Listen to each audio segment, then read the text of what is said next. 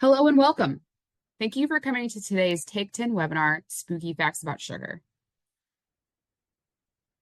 My name is Kayla Barrett. I am your virtual fitness program coordinator with Premise Health.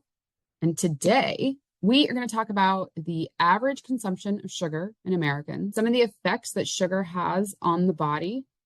We're going to talk about hidden sugar, maybe some places that you might find it that you might not be expecting it, the effect of natural sugar on the body paired with fiber, and then do some just easy swaps for moderation.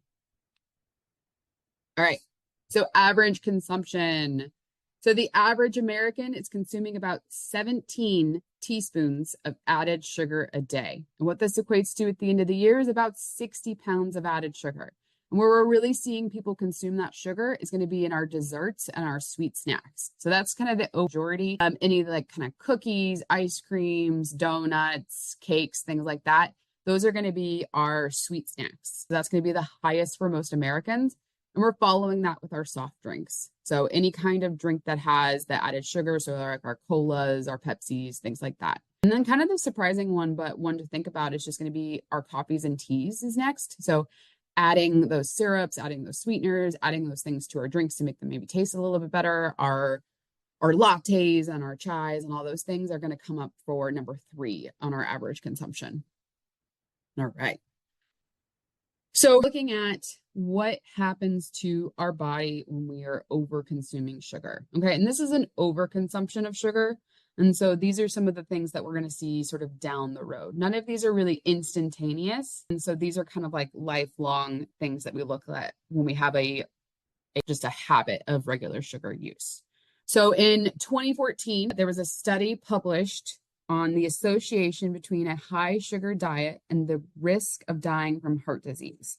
And so over 15 years, they found that people who consumed about 17 to 21% of their calories from added sugar had a 38% higher risk of dying from cardiovascular disease compared to those who only consumed 8% of their calories from added sugar. All right.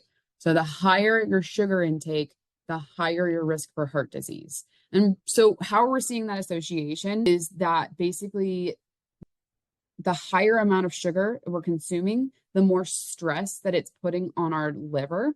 And so the liver metabolizes sugar the same way it metabolizes alcohol and converts carbohydrates into a fat. And so what this does is it leads to an accumulation of fat, which is going to lead to the fatty liver disease. Consuming too much sugar can also raise our blood pressure and it can increase our chronic inflammation. And both of those are pathological pathways to heart disease. All right. And then a lot of times when we're consuming those like sugary beverages and things like that, so sugary beverages contribute to weight gain by tricking our body into turning off its appetite control system because liquid calories are not as satisfying as calories from solid food.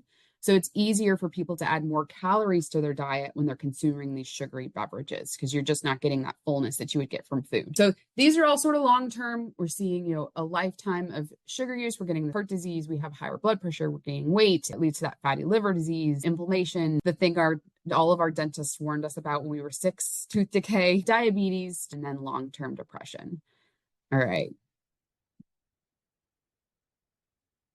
So what are some ways that maybe we're missing sugar in our diet? Anytime that a manufacturer is producing a product with a label, they have to put the ingredients that are in that food, all right? A lot of times when we're reading the back of our label, we're not just seeing sugar. I know it does come up on the back of the label where we see sugar, but a lot of times they're using other descriptors for sugar, but kind of knowing that they all sort of relate back to sugar. So anytime you're seeing like corn sweeteners, cane crystals, maple syrup, honey, high fructose corn syrup, dextrose, maltose, fruit juice concentrates, anything like that, those are just another way for the manufacturer to label sugar on the ingredient list. And it should still have the added sugars in the total on the nutrition label, but just kind of keeping in mind that there are other ways to label sugar other than just literally writing sugar. Some of the surprising places you might find sugar are going to be your reduced fat peanut butter, your barbecue sauces. They do make barbecue sauces now and sugar-free, so that's a good thing to look for. Something you might not be thinking about as you fill a plate of lettuce is that your salad dressing could actually be the source of your sugar. Multigrain cereals, especially ones for kids, sports drinks, and even ketchup. All right. So lots of different places to find sugar. You might not be thinking about how much sugar you're consuming as you make a burger, but it is important to look at all those different things, especially our condiments and our cereals in the morning. So some surprising sugar sources, kind of looking at all these different things that we can kind of consume on a regular basis. So our barbecue sauce having 17 grams of sugar in 2 tablespoons. The after run Gatorade having 21 grams of sugar. Our Power Bar having 20 grams of sugar. A salad dressing with 9. A protein bar with 20 grams. And then even a really sneaky source that people don't always think about is making sure that if you get dried fruit, to make sure it is unsweetened dry fruit. A lot of times, some of those dry fruits are not very sweet, so they add like a sugary coat on the outside to make them taste better. So let's get down to the difference between our natural sugars and our added sugars. So our natural sugars are going to be things that we get from like fruits, our low-fat milk, our Greek yogurt, our carrots, our beets, our sweet potatoes, things like that. And so when we're consuming those food items, they are going to come with essential nutrients, and they're going to come with fiber, and they are going to be metabolized differently in the body. All right. So as we're consuming things with fiber, we're actually slowing the absorption of glucose, and we're slowing digestion because it takes a while to process.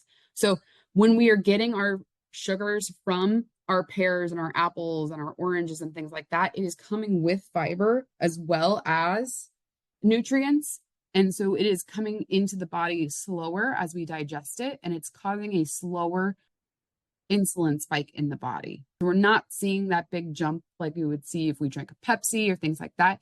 We always want to be a little bit moderate with some of these things, but just knowing that these do react very differently in the body. These are going to be more of our complex carbs, and so they're just not going to break down like the sugar would from a donut or things like that. Okay, these come into the body very different. Let's talk about a little bit of moderation as we wrap things up today. So the American Heart Association's latest numbers for how much we can consume. So we're looking at about 9 teaspoons, no more than 9 teaspoons per day. And for women, no more than 6 teaspoons per day.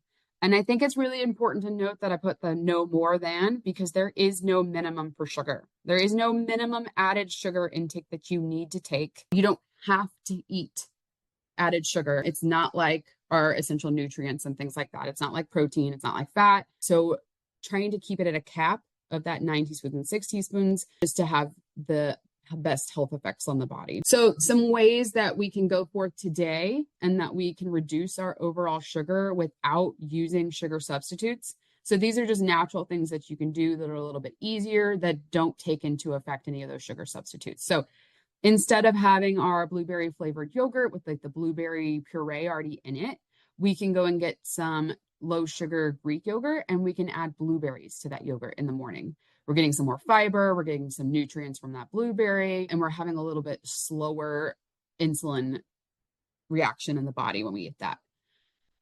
Instead of putting mayonnaise on things, we're going to swap it for an avocado. You can even, I like to blend avocado and Greek yogurt and then make like a spread. So you can almost make like a mayonnaise sort of consistency when you blend those two together. And so you're getting more of the fiber and the nutrients from that avocado as instead of the mayonnaise. Subbing salsa for ketchup.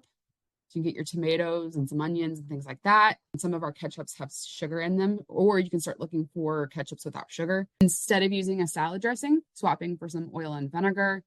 Instead of having a soda, having some sparkling water. And then on our like coffees or even some of our like sweet treats, instead of putting sugar on top of those things, we put cinnamon as a nice substitute. So today we talked about just about how much sugar people are currently consuming. We talked about some places that sugar was hidden in our foods. We talked about natural sugars and how it's a little bit slower absorption in the body. And then we talked about some tips for moderation. Thank you so much for joining me today. If you have any questions, please let me know.